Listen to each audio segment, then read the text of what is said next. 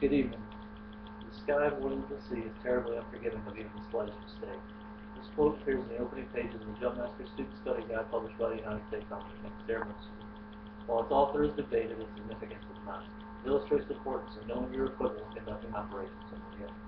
Now imagine yourself in a C-130 Hercules aircraft inbound to a drop zone. You're stood up and hooked up, the doors are open, and you've been issued the final jump command to stand by. This is not the time that you want to wonder about how your equipment functions or how it works. Tonight I'd like to speak with you about the most common parachute system used by the United States military, T-10 Delta parachute system.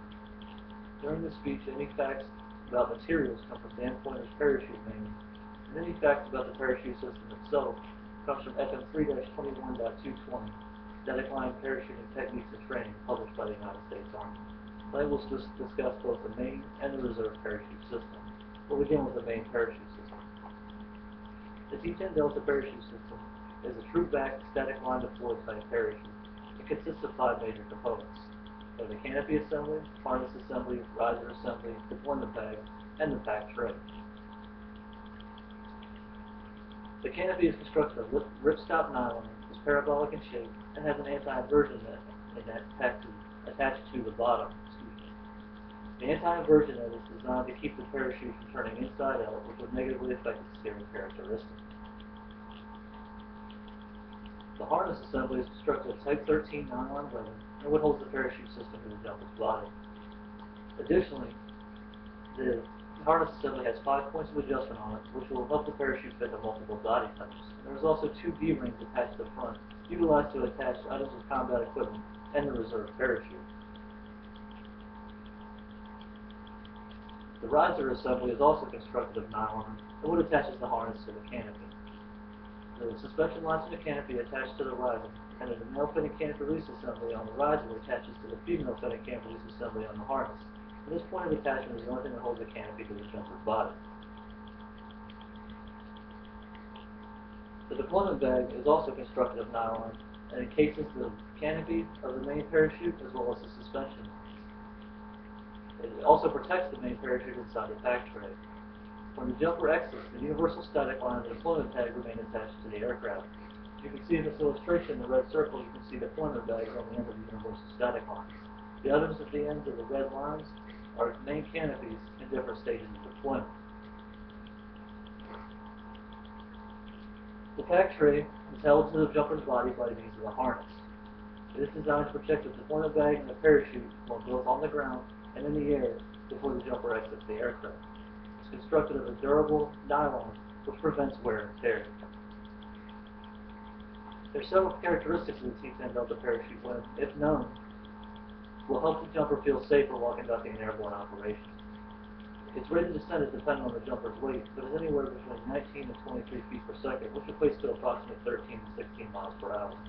That's why it's important that the jumper conducts a proper parachute landing fall when approaching the ground to prevent injury. Its active life is 4.5 years, and its shelf life is 12 years. That's why many parachutes will feel older than they should for use in airborne operations. The success rate at 500 feet above ground level, which is far lower than you're ever going to jump, is 99.98%, which makes it very unlikely that you're going to suffer a malfunction causing death or serious injury. However, if you did suffer a malfunction, you still have the Modified Fluid Reserve Parachute System, or MRFS, as a backup. The MRFS is a troop chest emergency type parachute and attaches to the jumper's body by means of a D-ring on the front of the main parachute harness. It consists of a pilot parachute bridle line assembly, the deployment assistance device, the canopy assembly, the pack tray, and the ripcord assembly. The pilot parachute bridle line assembly is used to quicken the inflation of a reserve parachute. The pilot parachute is constructed in the same material as the main canopy, and the bridle line assembly is constructed of polyester to prevent nylon-to-nylon contact. The reason for this is because if nylon touches nylon, there's friction that it will melt and fuse together. There's also a lead weight attached to the bridle line assembly which helps propel the pilot parachute into the airstream. The deployment assistance device is a 30-inch helical spring which is encased in marcassette netting and has 2 nylon end caps. When the reserve parachute is activated, it shoots out from the reserve parachute, bringing the pilot parachute with it. The canopy is constructed in the same manner as, the same material as the main parachute canopy. except that it attaches to the pack tray by means of suspension lines. The pack tray is constructed of the same durable nylon as the main parachute pack tray is constructed, which again prevents wear and tear. It also has 3 pack opening spring bands on it, which will pull the opening flaps of the reserve parachute out of the way as it deploys. The ripcord is constructed of metal and is used to activate the parachute. To activate the reserve parachute, the jumper simply pulls up on the ripcord grip and drops it.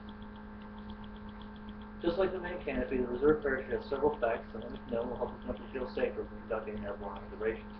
Its rated descent is 15 to 22 feet per second, which is slightly slower than the main parachute canopy.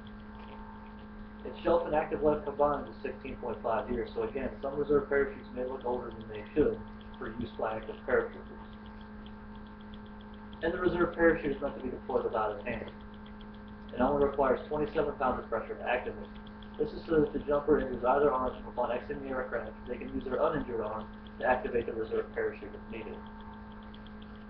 You can spend your entire life learning about these parachutes and still be learning more than you pass. However, these are very basic items of knowledge that, when if known, will make you a more proficient jumper and will make you safer to you and those around you.